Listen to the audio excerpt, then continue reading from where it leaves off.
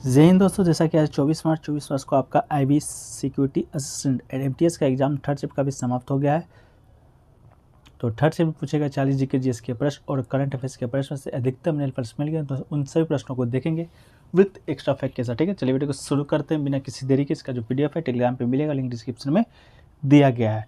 तो देखिए, आज का जो हमारा पहला प्रश्न पूछा गया था वो दोस्तों पूछा गया था कि which schedule of constitution contains a list of central and state laws. ठीक है, तो इसका राइट आंसर दोस्तों आपका 7th शेड्यूल हो जाएगा। ठीक है, the 7th schedule to the constitution of the Indian specifies to allocation of power and function between the union and state legislature. ठीक है, it embodies three list, namely the पहला आपका यूनियन लिस्ट, दूसरा state list and तीसरा concurrent list. ठीक है, union list पर आपका जो कानून बनाने का अधिकार है आपका केंद्र सरकार को होता है। स्टेट लिस्ट पर कानून बनाने का जो अधिकार राज्य सरकार के पास, और कॉन्करेंट लिस्ट पर कानून बनाने का जो अधिकार होता है वह आपका दोनों केंद्र राज्य दोनों आवश्यकता के अनुसार अपना कानून है जो कि बना सकते हैं। ठीक है, चलिए एक क्वेश्चन पूछा गया था, व्हाइट ब्लड सेल्स को और किस नाम से जाना जाता है। ठीक है, तो व्हाइट ब्लड सेल्स यानी कि श्वेत रक्त कोशिकाएं या श्वेताणु या ल्यूकोसाइट्स।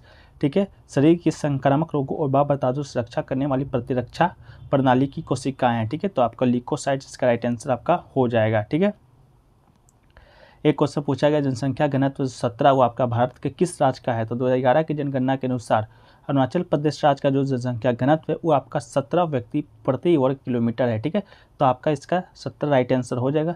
जनसंख्या घनत्व, जैसा कि पिछले वीडियो में हमने बताया था, जनसंख्या घनत्व का जो आपका निकालने का जो सूत्र होता है वो होता है कि 1 किलोमीटर में कितने लोग निवास कर रहे हैं। ठीक है, तो वही आपका अरुणाचल प्रदेश में 1 किलोमीटर में आपका मात्र 17 लोग ही निवास कर रहे हैं। ठीक है, तो इसका राइट आंसर अरुणाचल प्रदेश हो जाएगा। वहीं पर सबसे ज़्यादा आपका बिहार राज्य का है, जहाँ पर 1 किलोमीटर में 1104 लोग निवास करते हैं। तो दोस्तों आपका बिहार का उसका सबसे ज़्यादा में राइट आंसर हो जाएगा। हालांकि सबसे कम पूछा गया था तो आपका अरुणाचल प्रदेश हो जाएगा। ठीक है, एक क्वेश्चन पूछा गया था, राजस्व निपटान की जब्त प्रणाली किसके शासन में शुरू किया गया था। जब्त प्रणाली, तो जब्त प्रणाली को दशहरा प्रणाली राजा टोडरमल के द्वारा पेश किया गया था, जो कि अकबर के समक्ष वित्त मंत्री थे। ठीक है, तो इसका राइट आंसर आपका अकबर हो जाएगा। अकबर के शासन में उन्होंने आगरा में अपना कर्तव्य निभाया था, बाद में गुजरात के राज्यपाल के रूप में भी आपका कार्य जो कि किया था। यह प्रणाली वर्ष 1580 से 82 में प्रत्येक वर्ष कीमतें तय करने के कारण पिछले वर्ष के राजस्व निपटान के कारण उत्पन्न होने वाली समस्याओं पर जांच करने के लिए पेश की गए थे। ठीक है, दसाला जब्त प्रणाली के तहत फसलों पर 10 साल का निपटान नहीं था। ये पिछले 10 वर्षों के दौरान औसत कीमतों पर और उत्पादन पर आधारित था। इसके अलावा यह प्रणाली मूल रूप से शेर सूरी के समय में प्रचलित थी, लेकिन अकबर के शासनकाल के दौरान यह प्रणाली पूरी तरह से परिष्कृत हो गई। ठीक है, इसके अलावा जब्त की व्यवस्था गुजरात और पश्चिम बंगाल के प्रांत पर लागू नहीं थी, क्योंकि उन क्षेत्रों में मुगल समाज के शासक राजस्व व्यवस्था के अभिलेखों का डाटा और ट्रैक करने में सक्षम नहीं थे। ठीक है, तो ये क्वेश्चन पूछा गया था। एक क्वेश्चन पूछा गया था, अनुच्छेद 112 है ये आपका किससे संबंधित है। ठीक है, तो संविधान का जो अनुच्छेद 112 है वो आपका एक वर्ष के केंद्रीय बजट को वार्षिक वित्तीय विवरण यानी कि एनुअल फाइनेंशियल स्टेटमेंट AFS कहा जाता है, उससे आपका संबंधित है। एक वित्त वर्ष में सरकार की अनुमानित प्राप्तियों और व्ययों का विवरण है, जो कि चालू वर्ष में 1 अप्रैल से शुरू होकर अगले वर्ष के 31 मार्च को समाप्त होता है। ठीक है, तो आपका आम भाषा में इसे बजट कहा जाता है, लेकिन बजट का जो जिक्र है आपके संविधान में नहीं है। बजट की जगह आपका वार्षिक वित्तीय विवरण, तो आपका राइट आंसर हो जाएगा वार्षिक वित्तीय विवरण अनुच्छेद 112 से संबंधित है।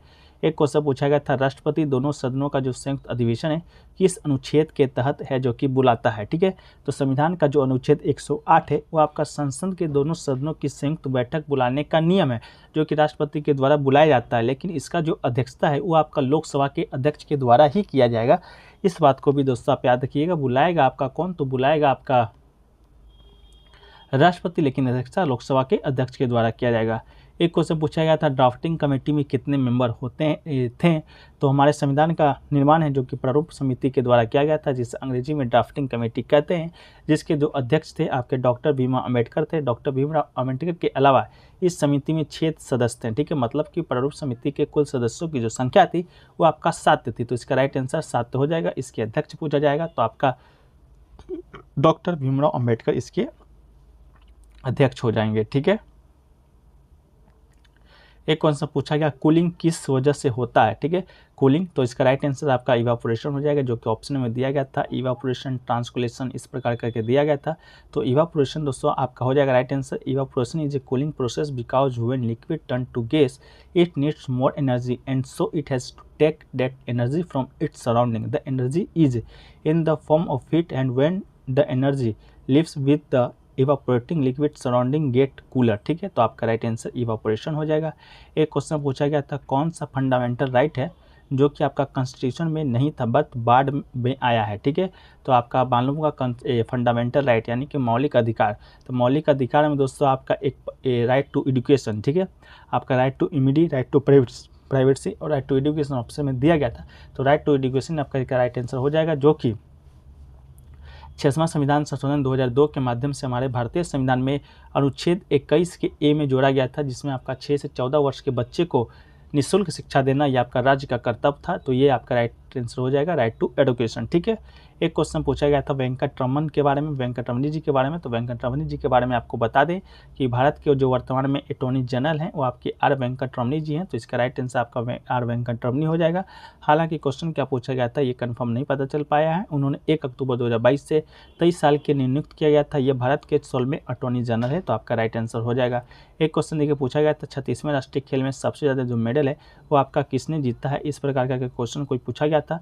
तो देखिए 36वें राष्ट्रीय खेल हुआ था, आपका नेशनल गेम्स हुआ था, उसमें सबसे ज़्यादा जो मेडल है आपका सर्विसेज के द्वारा जीता गया था, जिसमें कुल मेडल दोस्तों आपका 128 था, जिसमें स्वर्ण पदक की संख्या 61, रजत की संख्या 35 और कांस्य पदक की संख्या 32 था, ठीक है।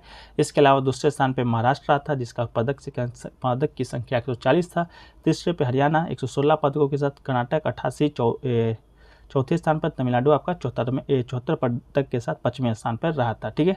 यही पूछा गया था। हालांकि एक जो स्टूडेंट हुए आपका बता रहे थे कि 36वें खेलो इंडिया यूथ गेम्स का आयोजन कहाँ हुआ था, ये भी पूछा गया था।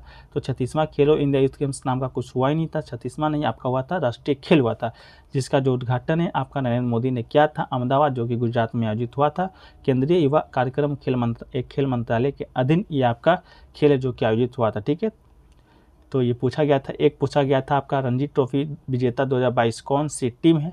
तो देखिए रणजी ट्रॉफी विजेता 2022 की जब बात की जाएगी तो इसका राइट आंसर आपका मध्य प्रदेश हो जाएगा। मध्य प्रदेश रणजी ट्रॉफी 2022 का विजेता है, जो कि आपका 26 जून 2022 को मध्य प्रदेश के बेंगलुरु के एम चिन्नास्वामी स्टेडियम में फाइनल मुकाबले में मुंबई को 6 विकेट से हराकर अपना पहला रणजी ट्रॉफी खिताब है जो कि जीता था मध्य प्रदेश। लेकिन इसके अलावा भी रणजी ट्रॉफी 2023 में भी आयोजित हुआ था, जिसके जो विजेता हैं आपके सौराष्ट्र हैं, ठीक है। 23 में सौराष्ट्र, 22 में मध्य प्रदेश हो जाएगा। उसने बंगाल को 9 विकेट से हराया था। रणजी ट्रॉफी भारतीय क्रिकेट कंट्रोल बोर्ड बीसीसीआई के द्वारा आयोजित क्रिकेट चैंपियनशिप है। कल आपका बीसीसीआई के 36वें अध्यक्ष को पूछा गया था, तो रोजर बिनीज के राइट आंसर था, जो कि सौरव गांगुली को रिप्लेस करके आपका बने थे, ठीक है। तो ये सभी क्वेश्चन दोस्तों आज के आपके थर्ड शिफ्ट में पूछे गए थे, जो कि 100% रियल है। तो वीडियो अच्छा लगा तो वीडियो को कर दीजिएगा लाइक, चैनल पर नए होंगे चैनल को कर दीजिएगा सब्सक्राइब और नोटिफिकेशन बेल कॉल पर क्लिक कर दीजिएगा। इसको PDF है टेलीग्राम चैनल पर मिल जाएगा, लिंक डिस्क्रिप्शन में दिया गया है। जय हिंद, जय भारत।